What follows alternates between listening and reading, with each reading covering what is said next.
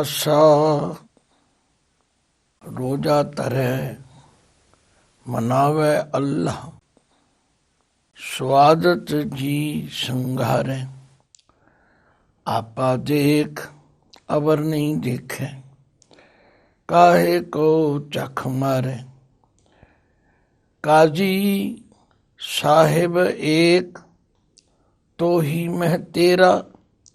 ਸੋਚ ਵਿਚਾਰ ਨਾ ਦੇਖੈ ਖਬਰ ਨ ਕਰੈ ਦੀਨ ਕੇ ਬੌਰੇ। ਤਾਂ ਤੇ ਜਨਮ ਅਲੇਖੈ ਰਹਾਉ। ਸਾਚ ਕਤੇ ਬਖਾਨੈ ਅੱਲਾ ਨਾਰ ਪੁਰਖ ਨਹੀਂ ਕੋਈ। ਪੜੇ ਗੁਨੇ ਨਾਹੀ ਕਛ ਬੌਰੇ ਜੋ ਦਿਲ ਮੈਂ ਖਬਰ ਨ ਹੋਈ। ਅੱਲਾਹ ਗੈਬ ਸਗਲ ਘਟ ਭੀਤਰ ਹਿਰਦੈ ਲੇਹ ਵਿਚਾਰੀ। ਹਿੰਦੂ ਤੁਰਕ ਦੋਹੂੰ ਮੈਂ ਏਕੈ ਕਹਿ ਕਬੀਰ ਪੁਕਾਰੀ। ਵਾਹਿਗੁਰੂ ਜੀ ਕਾ ਖਾਲਸਾ ਵਾਹਿਗੁਰੂ ਜੀ ਕੀ ਫਤਿਹ। ਗੁਰੂ ਸਵਾਰੀ ਸਾਧ ਸੰਗਤ ਜੀਓ, ਕਿਉਂਕਿ ਭਗਤ ਕਬੀਰ ਜੀ ਦੇ ਸਮੇਂ ਮੁਸਲਮਾਨਾਂ ਦਾ ਰਾਜ ਸੀ ਤੇ ਕਿਉਂਕਿ ਕਬੀਰ ਜੀ ਕਾਂਸ਼ੀ ਵਿੱਚ ਜਨਮੇ, ਉੱਥੇ ਬ੍ਰਾਹਮਣਾਂ ਦਾ ਬੋਲਬਾਲਾ ਸੀ, ਤਾਂ ਉਹਨਾਂ ਦੀ ਸਮੁੱਚੀ ਬਾਣੀ ਨੂੰ ਪੜ੍ਹ ਕੇ ਵਿਚਾਰ ਕੇ ਸਮਝ ਆਉਂਦੀ ਕਿ ਉਹਨਾਂ ਦਾ ਨੇਤਾ ਪ੍ਰਤੀ ਉਹਨਾਂ ਲੋਕਾਂ ਨਾਲ ਟਕਰਾਓ ਹੁੰਦਾ ਸੀ। ਬ੍ਰਾਹਮਣ ਆਪਣੀ ਉੱਚੀ ਜਾਤ ਕਰਕੇ, ਆਪਣੇ ਕਰਮ ਕਾਂਡ ਕਰਕੇ ਭਗਤ ਜੀ ਨੂੰ ਨਿਖੇਧ ਕਰ ਤੇ ਭਗਤ ਜੀ ਕਿਉਂਕਿ ਨਿਰਭੈ ਹੋ ਚੁੱਕੇ ਸਨ, ਉਹ ਉਹਨਾਂ ਨੂੰ ਟੱਕਰ ਜਾਣ। ਇਸੇ ਤਰ੍ਹਾਂ ਜਿਹੜੇ ਕਾਜੀ ਸਨ ਉਹਨਾਂ ਦਾ ਵੀ ਬੜਾ ਬੋਲਬਾਲਾ ਸੀ। ਜਿਸ ਦੀ ਹਕੂਮਤ ਹੋਇਆ ਕਰਦੀ ਹੈ, ਕੁਦਰਤੀ ਉਸ ਦਾ ਬੋਲਬਾਲਾ ਹੁੰਦਾ। ਤੋ ਭਗਤ ਜੀ ਤਾਂ ਦੋਹਾਂ ਨਾਲ ਹੀ ਪੂਰਾ ਟੱਕਰ ਲੈਂਦੇ। ਜਿਵੇਂ ਜਗਤ ਗੁਰੂ ਗੁਰੂ ਨਾਨਕ ਪਾਤਸ਼ਾਹ ਨੂੰ ਮੱਕੇ ਵਿੱਚ ਜਾ ਕੇ ਕਾਜ਼ੀਆਂ ਨੇ, ਮੌਲਾਣਿਆਂ ਨੇ ਪੁੱਛਿਆ ਸੀ ਭਈ ਪੁੱਛਣ ਖੋਲ ਕਿਤਾਬ ਨੂੰ, ਹਿੰਦੂ ਵੱਡਾ ਕਿ ਮੁਸਲਮਾਨੋਈ। ਬਾਬਾ ਆਖੇ ਹਾਜੀਆਂ ਸ਼ੁਭ ਅਮਲਾਂ ਬਾਝੋਂ ਦੋਨੋਂ ਰੋਈ। ਸ਼ਾਇਦ ਉਹਨਾਂ ਦਾ ਖਿਆਲ ਹੋਵੇ ਕਿ ਬਾਬਾ ਜੀ ਮੱਕੇ ਆਏ ਨੇ, ਇਹ ਮੁਸਲਮਾਨਾਂ ਦੀ ਵਡਿਆਈ ਕਰਨਗੇ। ਇਸੇ ਤਰ੍ਹਾਂ ਜਿਨ੍ਹਾਂ ਨੂੰ ਸੱਚ ਦੀ ਸੋਝੀ ਪੈ ਜਾਂਦੀ ਹੈ, ਉਹ ਫਿਰ ਇਹਨਾਂ ਲੋਕਾਂ ਦੇ ਪਿਛਲੱਗ ਨਹੀਂ ਹੁੰਦੇ। ਤੋ ਭਗਤ ਕਬੀਰ ਜੀ ਕਿਸੇ ਕਾਜ਼ੀ ਨੂੰ ਸਮਝਾ ਰਹੇ ਨੇ, ਕਾਜ਼ੀ ਸਾਹਿਬ ਏਕ ਤੋਹੀ ਮਹਿ ਤੇਰਾ। ਸੋਚ ਵਿਚਾਰ ਨਾ ਦੇਖੈ। ਹੇ ਕਾਜ਼ੀ ਸਾਹਿਬ, ਮਾਲਕ ਪਰਮਾਤਮਾ ਤੇ ਇੱਕੋ ਹੀ। ਤੋਹੀ ਮਹਿ ਤੇਰਾ, ਤੇਰੇ ਵਿੱਚ ਵੀ ਹੈ। ਭਾਵ ਖੁਦਾ ਜਿਹੜਾ ਹੈ, ਅੱਲਾ ਜਿਹੜਾ ਹੈ, ਉਹ ਤਾਂ ਸਾਰਿਆਂ ਦਾ ਹੈ। ਪਰ ਅਫਸੋਸ ਇਹ ਹੈ ਕਿ ਸੋਚ ਵਿਚਾਰ ਨਾ ਦੇਖੈ। ਤੂੰ ਸੋਚਦਾ ਹੀ ਨਹੀਂ, ਤੂੰ ਕਦੇ ਵਿਚਾਰ ਹੀ ਨਹੀਂ ਕਰਦਾ। ਕਹਿੰਦਾ ਕੁਝ ਹੋਰ ਹੈ, ਕਰਦਾ ਕੁਝ ਹੋਰ ਹੈ। ਕਾਜੀ ਸਾਹਿਬ ਏਕ ਤੋਹੀ ਮੈਂ ਤੇਰਾ। ਸੋਚ ਵਿਚਾਰ ਨਾ ਦੇਖੈ ਖਬਰ ਨਾ ਕਰੈ ਦੀਨ ਕੇ ਬੌਰੇ।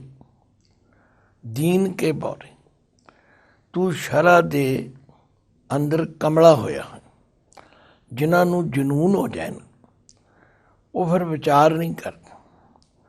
ਉਹ ਤੇ ਡਾਂਗਾਂ ਚੁੱਕੀ ਫਿਰਦੇ ਨੇ, ਉਹ ਤੇ ਲੜਨ ਮਰਨ ਲਈ ਤਿਆਰ। ਸੱਚਮੁੱਚ ਭਗਤ ਜੀ ਠੀਕ ਕਹਿੰਦੇ ਨੇ, ਤੂੰ ਤੇ ਦੀਨ ਦੀ ਸ਼ਰ੍ਹਾ ਵਿੱਚ ਬੌਰਾ ਹੋਇਆ, ਚੱਲਾ ਹੋਇਆ।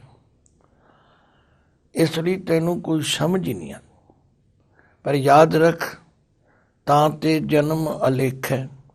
ਤੇਰਾ ਇਹ ਜਨਮ ਜਿਹੜਾ ਹੈ, ਇਹ ਲੇਖੇ ਵਿੱਚ ਨਹੀਂ ਹੈ। अलेखे का मतलब बिना मतलब तो बेकार चला जाए। भगत जी ने बहुत जगह किया, क्या पढ़िए क्या घुनिए, क्या वेद पुराना सुनिए, पढ़े सुने क्या होई, जो सहज न मिले हो कोई। आखिर जे तेन परमात्मा की सोझी नहीं है, पढ़े गुने क्या होई, जो सहज न मिले हो सोई। हर का नाम न जब गवारा, क्या सोचें बारंबारा। तो गल की शब्द की रहाओ की पंक्ति अंदर भगत जी काजी नूं समझा रहे, क्योंकि मुसलमानों के राज विच ये वितकरा बहुत सी। वो हिंदुआं नूं काफर कहंदे सन, मुसलमानां नूं मोमल कहंदे सन। मोमनां दे हक विच गल हुंदी सी, काफरां दे गल ते छुरी चलदी। भगत जी नूं इहो जिहियां बहुत मुश्किलां दा सामना करना पिया, ते फतवा जिहड़ा देण वाला सी वो हमेशा काजी हुंदा सी। ਜਿਹੜੇ ਸਮੇਂ ਦੇ ਹਾਕਮ ਸਨ ਉਹ ਕਾਜੀ ਨੂੰ ਅੱਗੇ ਲਾ ਕੇ ਦੁਨੀਆ ਤੇ ਧੱਕਾ ਕਰਦੇ ਸਨ, ਤੇ ਭਗਤ ਜੀ ਉਸ ਕਾਜੀ ਨੂੰ ਹੀ ਕਹਿੰਦੇ ਨੇ, ਕਾਜੀ ਸਾਹਿਬ ਏਕ ਤੋ ਹੀ ਮੈਂ ਤੇਰਾ, ਸੋਚ ਵਿਚਾਰ ਨਾ ਦੇਖੈ।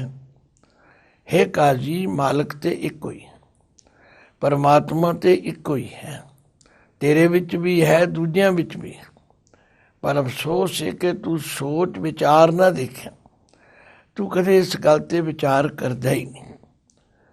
क्यों खबर न करें दीन के बौरे, तू अपने इस्लाम धर्म दे दीन शरा विच चला होया, और ये विचार न करन करके तां ते जन्म अलेख है। ਇਹ ਆਮ ਅਸੀਂ ਵਰਤਦੇ ਹਾਂ, ਜੇ ਸਾਡੀ ਕੀਤੀ ਮਿਹਨਤ ਦਾ ਫਲ ਮਿਲੇ ਅਸੀਂ ਕਹਿੰਦੇ ਸਾਡੀ ਮਿਹਨਤ ਲੇਖੇ ਲੱਗ ਗਈ, ਸਾਡੀ ਮਿਹਨਤ ਸਫਲ ਹੋ ਗਈ। ਤੇ ਜੇ ਮਿਹਨਤ ਦਾ ਫਲ ਨਾ ਮਿਲੇ ਫਿਰ ਅਸੀਂ ਕਹਿੰਦੇ ਐਵੇਂ ਅਲੇਖੇ ਹੀ ਗਏ, ਅਜਾਈ ਗਏ, ਸਾਡਾ ਟਾਈਮ ਇਵੇਂ ਵੇਸਟ ਹੋ ਗਿਆ। ਇਸੇ ਤਰ੍ਹਾਂ ਭਗਤ ਜੀ ਕਹਿੰਦੇ ਨੇ, ਯਾਦ ਰੱਖ ਕਾਜੀ ਸਾਹਿਬ ਏਕ तो ही मैं तेरा, सोच विचार ना देखे, खबर न करें दीन के बौरे, ताते जन्म अलेख है। इनू चंगी तरह रिड़कीए, विचारीए, फिर अपने अंदर भी झात मारी। जे काजी नूं ये गल कही है तो सानू भी कही है, हिंदुआं नूं भी कही है, सिखां नूं भी कही है, सारे कट्टड़वादियां ते जुनूनियां सब नूं कही। भाई परमात्मा ते सब दा ही कोई, ਜਿਹੜੇ सोच विचार के देखते ने उन्हां नूं समझ आ जाती, वो फिर सारियां दे नाल एक प्यार वाला विहार करते। पर तू की कर रहे हैं, रोज़ा धरै मनावे अल्लाह, स्वादत जी संघारै। ਹੁਣ ਜਿੱਥੇ ਤੱਕ ਉਚਾਰਨ ਦੀ ਗੱਲ ਹੈ, ਕਦੇ ਵੀ ਕਿਸੇ ਮੁਸਲਮਾਨ ਵੀਰ ਦੇ ਮੂੰਹ ਅੱਲੋ ਨਹੀਂ ਸੁਣਿਆ, ਅੱਲੇ ਨਹੀਂ ਸੁਣਿਆ, ਸਭ ਅੱਲਾ ਹੀ ਕਹਿੰਦੇ। ਪਰ ਸਾਡੇ ਵਿੱਚ ਇਹ ਵਾਦੀ ਪੈ ਗਈ ਹੈ ਔਰ ਵਿਚਾਰਦੇ ਨਹੀਂ, ਫਿਰ ਹਟ ਕਰ ਜਾਂਦੇ ਜੀ ਅਸੀਂ ਅੱਲੋ ਹੀ ਪੜਾਂਗੇ। ਅੱਲੋ ਕੋਈ ਸ਼ਬਦ ਨਹੀਂ, ਅੱਲੇ ਕੋਈ ਸ਼ਬਦ ਨਹੀਂ, ਸ਼ਬਦ ਅੱਲਾ ਹੈ। ਹਾਂ ਗੁਰਬਾਣੀ ਦੇ ਵਿਆਕਰਨ ਦੇ ਮੁਤਾਬਕ ਲਗਾਤਾਰ ਮਾਤਰਾ ਦੇ ਅਨੁਸਾਰ ਇਹ ਜਿਹੜਾ ਅੱਲਾ ਦੇ ਹਾਏ ਨੂੰ ਔਂਕੜ ਹੈ, ਇਹ ਨਾਉਨ ਪੁਲਿੰਗ ਇੱਕ ਵਚਨ ਦਾ ਸੂਚਕ ਹੈ। ਤੇ ਜੇ ਅੱਲਾ ਦੇ ਹਾਏ ਨੂੰ ਸਿਹਾਰੀ ਆ ਜਾਏ ਤੇ ਉੱਥੇ ਹੈ ਅੱਲਾ ਨੇ ਇਹ ਕੰਮ ਕੀਤਾ। ਤੇ ਜੇ ਕਿਧਰੇ ਅੱਲਾਹ ਦੇ ਨਾਲ ਅੱਗੇ ਅੱਲਾ ਦੇ ਨਾਲ ਸੰਬੰਧ ਕੀ ਆ ਜਾਏ ਫਿਰ ਉਸ ਦਾ ਔਂਕੜ ਹਟ ਜਾਂਦਾ। ਤੋ ਜਦੋਂ ਤੀਕਰ ਅਸੀਂ ਇਸ ਗੱਲ ਨੂੰ ਸਮਝਦੇ ਨਹੀਂ, ਮੈਂ ਸਮਝਣਾ ਕਿ ਇਹ ਅਸੀਂ ਧੱਕਾ ਕਰਦੇ ਹਾਂ, ਕਿ ਜਾਣ ਕੇ ਅੱਲਾ ਸ਼ਬਦ ਨੂੰ ਕੋਈ ਅੱਲੋ ਕਹੀ ਜਾਂਦਾ, ਕੋਈ ਅੱਲਾ ਕਿਹਾ ਜਾਂਦਾ। ਨਹੀਂ ਭਾਈ, ਸ਼ਬਦ ਤੇ ਅੱਲਾ ਹੈ। ਇਹ ਜਿਹੜਾ ਔਂਕੜ ਹੈ ਇਹ ਨਾਉਨ ਪੁਲਿੰਗ ਇੱਕ ਵਚਨ ਦਾ ਸੂਚਕ ਹੈ। रोजा धरै मनावै अल्लाह। आख्या तू रोजे भी धरदा और तू अल्लाह ਨੂੰ ਮਨਾਉਂਦਾ, ਅੱਲਾ ਨੂੰ ਖੁਸ਼ ਕਰਨ ਦਾ ਯਤਨ ਕਰਦਾ, ਤੇ ਫਿਰ ਤੂੰ ਈਦ ਵਾਲੇ ਦਿਨ ਜੀਵਾਂ ਦੀ ਬਲੀ ਦਿੰਦਾ। ਕਹਿਣ ਦਾ ਮਤਲਬ ਭਗਤ ਕਬੀਰ ਜੀ ਕਹਿੰਦੇ ਨੇ ਅਸਲੀਅਤ ਕੀ ਹੈ, ਇਹ ਸਾਰਾ ਕੁਝ ਤੋਂ ਤੂੰ ਕਰ ਰਿਹਾ। ਸਵਾਦਤ ਜੀ ਸੰਘਾਰੈ, ਆਪਣੀ ਜੀਭ ਦੇ ਸਵਾਦ ਲਈ ਤੂੰ ਜੀਵਾਂ ਨੂੰ ਘਾਤ ਕਰਦਾ। ਰੋਜੇ ਵੀ ਧਰਦਾ ਹੈ, ਅੱਲਾ ਨੂੰ ਮਨਾਉਂਦਾ ਵੀ ਹੈ, ਪਰ ਈਦ ਵਾਲੇ ਦਿਨ, ਬਕਰੀਦ ਵਾਲੇ ਦਿਨ ਫਿਰ ਤੂੰ ਜੀਵਾਂ ਨੂੰ ਮਾਰਦਾ ਵੀ। ਕੀ ਤੇਰੇ ਖਿਆਲ ਵਿੱਚ ਇਸ ਤਰ੍ਹਾਂ ਖੁਦਾ ਖੁਸ਼ ਹੋ ਜਾਏਗਾ? ਨਹੀਂ ਨਹੀਂ, ਇਹ ਤੂੰ ਆਪਣੀ ਜੀਭ ਦੇ ਸਵਾਦ ਲਈ। ਫਿਰ ਧਿਆਨ ਦਿਓ। ਰੋਜ਼ਾ ਧਰੈ ਮਨਾਵੈ ਅੱਲਾਹ, ਸਵਾਦਤ ਜੀ ਸੰਘਾਰੈ। ਹੁਣ ਗੱਲ ਸਮਝ ਆ ਗਈ। ਰੋਜ਼ਾ ਧਰਨਾ ਵੀ ਮੁਸਲਮਾਨ ਵੀਰਾਂ ਦੀ ਇੱਕ ਪਵਿੱਤਰ ਮਰਿਆਦਾ। ਅਸੀਂ ਕੋਈ ਕਟਾਕਸ਼ ਨਹੀਂ ਕਿਸੇ ਦਾ, ਜੋ ਭਗਤ ਜੀ ਨੇ ਕਿਹਾ ਹੈ ਉਹਦੀ ਵਿਚਾਰ ਕਰ ਰਹੇ। ਫਿਰ ਤੂੰ ਅੱਲਾ ਨੂੰ ਮਨਾਉਣ ਲਈ, ਖੁਸ਼ ਕਰਨ ਲਈ ਜੀਵਾਂ ਦੀ ਬਲੀ ਵੀ ਦਿੰਦਾ, ਪਰ ਅਸਲ ਵਿੱਚ ਤੂੰ ਆਪਣੇ ਜੀਭ ਦੇ ਸਵਾਦ ਲਈ ਇਹ ਸਾਰੇ ਕੰਮ ਕਰ। ਰੋਜ਼ਾ ਧਰੈ ਮਨਾਵੈ ਅੱਲਾਹ, ਸਵਾਦਤ ਜੀ ਸੰਘਾਰੈ। ਆਪਾ ਦੇਖ ਅਵਰ ਨਹੀਂ ਦੇਖੈ, ਕਾਹੇ ਕੋ ਝੱਖ ਮਾਰੈ। ਨਾ ਤੂੰ ਆਪਣੇ ਅੰਦਰ ਦੇਖਦਾ, ਨਾ ਤੂੰ ਹੋਰਨਾਂ ਅੰਦਰ ਦੇਖਦਾ, ਭਾਵ ਤੈਨੂੰ ਪਰਮਾਤਮਾ ਦੀ ਜੋਤ ਨਜ਼ਰ ਹੀ ਨਹੀਂ ਆਉਂਦੀ। ਜੇ ਤੂੰ ਆਪਣੇ ਅੰਦਰ ਦੇਖ ਲੈਂਦਾ, ਤੈਨੂੰ ਫਿਰ ਦੂਜਿਆਂ ਵਿੱਚ ਵੀ ਰੱਬ ਦੀ ਜੋਤ ਨਜ਼ਰ ਆਉਂਦੀ। ਕਾਹੇ ਕੋ ਝੱਖ ਮਾਰੇ। ਝੱਖ ਮਾਰੇ ਸ਼ਬਦ ਅਸੀਂ ਕਦੋਂ ਵਰਤੇ ਹਾਂ? ਜਦੋਂ ਕੋਈ ਐਵੇਂ ਫਜ਼ੂਲ ਦੀਆਂ ਗੱਲਾਂ ਕਰੇ, ਅਸੀਂ ਇਹਨਾਂ ਕੀ ਝੱਖਾ ਮਾਰ। ਆਖਿਆ ਸੱਚਮੁੱਚ ਤੇਰਾ ਇਹ ਸਾਰਾ ਜੋ ਅਡੰਬਰ ਹੈ, ਇਹ ਝੱਖ ਮਾਰਨ ਵਰਗਾ। ਰੋਜ਼ਾ ਧਰੈ ਮਨਾਵੈ ਅੱਲਾਹ, ਸਵਾਦਤ ਜੀ ਸੰਘਾਰੈ। ਆਪਣੇ ਸਵਾਦ ਲਈ ਤੂੰ ਜੀਵਾਂ ਨੂੰ ਮਾਰਦਾ। ਆਪਾ ਦੇਖ ਅਵਰ ਨਹੀਂ ਦੇਖੈ, ਕਾਹੇ ਕੋ ਝੱਖ ਮਾਰੈ। ਨਾ ਤੂੰ ਆਪਣੇ ਅੰਦਰ ਦੇਖਦਾ, ਨਾ ਤੂੰ ਹੋਰਨਾਂ ਵਿੱਚ ਵਸਦੇ ਰੱਬ ਨੂੰ ਵੇਖਦਾ, ਕੀ ਐਵੇਂ ਤੂੰ ਝੱਖਾ ਮਾਰੀ ਜਾ। ਕਾਜੀ ਸਾਹਿਬ ਏਕ ਤੋ ਹੀ ਮੈਂ ਤੇਰਾ।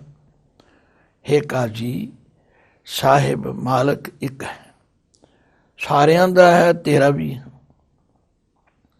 ਸਭ ਵਿੱਚ ਹੈ, ਤੇਰੇ ਵਿੱਚ ਵੀ ਹੈ। ਕਮੀ ਇਹ ਹੈ ਕਿ ਸੋਚ ਵਿਚਾਰ ਨਾ ਦੇਖੈ। ਤੂੰ ਸੋਚ ਕੇ ਵਿਚਾਰ ਕੇ ਕਦੇ ਦੇਖਦਾ ਹੀ। ਖਬਰ ਨਾ ਕਰੇ ਦੀਨ ਕੇ ਬੌਰੇ। ਓਏ ਸ਼ਰ੍ਹਾ ਦੇ ਝੱਲੇ ਹੋਏ ਕਾਜੀ, ਤੈਨੂੰ ਸਮਝ ਹੀ ਨਹੀਂ ਆਉਂਦੀ। ਤਾਂ ਤੇ ਜਨਮ ਅਲੇਖ ਹੈ, ਇਸ ਲਈ ਤੇਰਾ ਜਨਮ ਅਕਾਲ 'ਚ ਚਲਾ ਜਾਏ। ਰਹਾਉ ਸਾਚ ਕਤੇਬ ਬਖਾਨੈ ਅੱਲਾਹ, ਨਾਰ ਪੁਰਖ ਨਹੀਂ ਕੋਈ। ਆਖਿਆ ਤੇਰੀਆਂ ਜੋ ਇਸਲਾਮ ਧਰਮ ਦੀਆਂ ਕਿਤਾਬਾਂ ਨੇ, ਉਹਨਾਂ ਨੂੰ ਕਤੇਬ ਕਿਹਾ ਜਾਂਦਾ। ਉਹ ਸੱਚ ਕਹਿ ਰਹੀਆਂ ਨੇ ਕਿ ਰੱਬ ਸਾਰਿਆਂ ਵਿੱਚ ਹੈ, ਖੁਦਾ ਸਾਰਿਆਂ ਵਿੱਚ ਹੈ, ਔਰ ਖੁਦਾ ਸਦਾ ਕਾਇਮ ਰਹਿਣ ਵਾਲਾ। ਤੇ ਜੇ ਸਾਰਿਆਂ ਵਿੱਚ ਹੈ, ਫਿਰ ਨਾਰ ਪੁਰਖ ਨਹੀਂ ਕੋਈ, ਨਾ ਕੋਈ ਇਸਤਰੀ ਤੇ ਨਾ ਕੋਈ ਪੁਰਸ਼, ਫਰਕ ਹੀ ਨਹੀਂ ਹੈ। ਜਦੋਂ ਅਸੀਂ ਇਸੇ ਰਾਗ ਵਿੱਚ ਭਗਤ ਜੀ ਦੇ ਉਚਾਰਨ ਕੀਤੇ ਹੋਏ ਇੱਕ ਪਹਿਲਾਂ ਸ਼ਬਦ ਦੀ ਵਿਚਾਰ ਕੀਤੀ, ਉਹਦੇ 'ਚ ਵੀ ਕਬੀਰ ਜੀ ਨੇ ਕਿਹਾ, ਸੁਨਤ ਕੀਏ ਤੁਰਕ ਜੇ ਹੋਏਗਾ, ਤਾਂ ਔਰਤ ਕਾ ਕਿਆ ਕਰੀਏ। ਅਰਧ ਸਰੀਰੀ ਨਾਰ ਨ ਛੋੜੈ, ਤਾਂ ਤੇ ਹਿੰਦੂ ਹੀ ਰਹੀਏ। ਇਸਲਾਮ ਧਰਮ ਦੀ ਸ਼ਰ੍ਹਾ ਦੇ ਮੁਤਾਬਕ ਸੁੰਨਤ ਕਰਨੀ ਬਹੁਤ ਜ਼ਰੂਰੀ। ਪਰ ਭਗਤ ਜੀ ਕਹਿੰਦੇ ਨੇ ਔਰਤ ਦੀ ਸੁੰਨਤ ਕਿਵੇਂ ਕਰੋਗੇ? ਔਰ ਫਿਰ ਭਗਤ ਜੀ ਨੇ ਤੇ ਸਪਸ਼ਟ ਕਿਹਾ ਕਿ ਜੇ ਸੁੰਨਤ ਕੀਏ ਤੁਰਕ ਜੇ ਹੋਏਗਾ, ਜੇ ਸੁੰਨਤ ਕੀਤਿਆਂ ਹੀ ਤੁਰਕ ਬਣਨਾ ਜਾ ਤਾਂ ਮੈਨੂੰ ਅੱਲਾ ਪਹਿਲਾਂ ਹੀ ਸੁੰਨਤ ਕਰ ਦਿੰਦਾ। ਕਹਿਣ ਦਾ ਮਤਲਬ ਤੁਹਾਡੀ ਇਹ ਜਿਹੜੀ ਥਿਊਰੀ ਹੈ ਨਾ, ਇਹ ਬਿਲਕੁਲ ਗਲਤ ਹੈ। ਕੋਈ ਇਸਤਰੀ ਤੇ ਪੁਰਖ ਵਿੱਚ ਫਰਕ ਨਹੀਂ ਹੈਗਾ। ਖੁਦਾ ਸਾਰਿਆਂ ਵਿੱਚ ਹੈ। ਸਾਚ ਕਤੇਬ ਬਖਾਨੇ ਅੱਲਾਹ, ਨਾਰ ਪੁਰਖ ਨਹੀਂ ਕੋਈ। ਕੋਈ ਇਸਤਰੀ ਤੇ ਪੁਰਖ ਵਿੱਚ ਫਰਕ ਨਹੀਂ ਹੈਗਾ। ਪੜੇ ਗੁਨੇ ਨਾ ਹੀ ਕਚਬੋਰੇ, ਜੋ ਦਿਲ ਮੈਂ ਖਬਰ ਨਾ ਹੋਈ। ਤੇਰੇ ਪੜ੍ਹਨ ਦਾ, ਤੇਰੇ ਵਿਚਾਰ ਕਰਨ ਦਾ ਕਮਲਿਆ ਕੀ ਫਾਇਦਾ? ਪੜ੍ਹਨ ਗੁਣ ਦਾ ਫਾਇਦਾ ਤੇ ਤਾਂ ਹੀ ਹੈ ਨਾ ਜੇ ਪੜ੍ਹੇ ਹੋਏ ਤੇ ਵਿਚਾਰੇ ਹੋਏ ਤੇ ਅਮਲ ਕੀਤਾ ਜਾਏ। अमल से जिंदगी बनती है, जन्नत भी जहन्नम भी। जे खाकी अपनी फितरत से ना नूरी है ना नारी है। देखो भगत जी ने किस तरह कपाट खोल देते।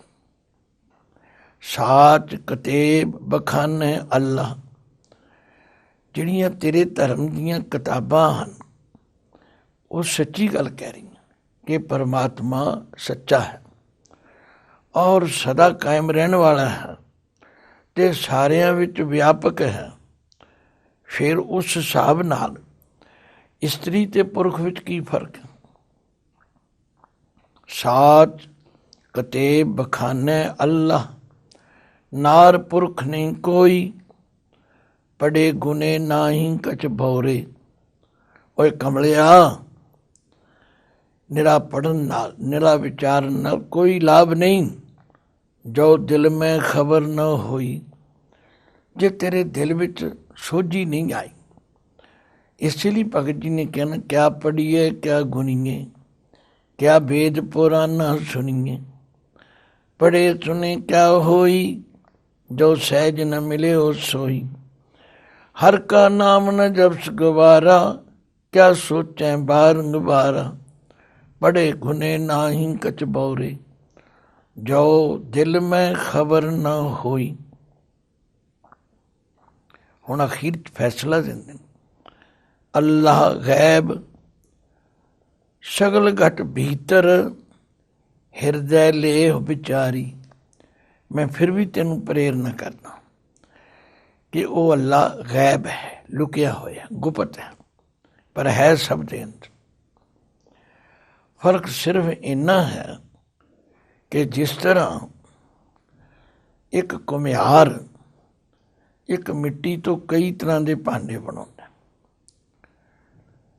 ਜਾ ਕੇ ਦੇਖੋ ਘੁਮਿਆਰ ਦੇ ਘਰ ਇੱਕੋ ਮਿੱਟੀ ਵਿੱਚੋਂ ਕਿੰਨੇ ਭਾਂਡੇ ਬਣਾ ਦਿੱਤੇ।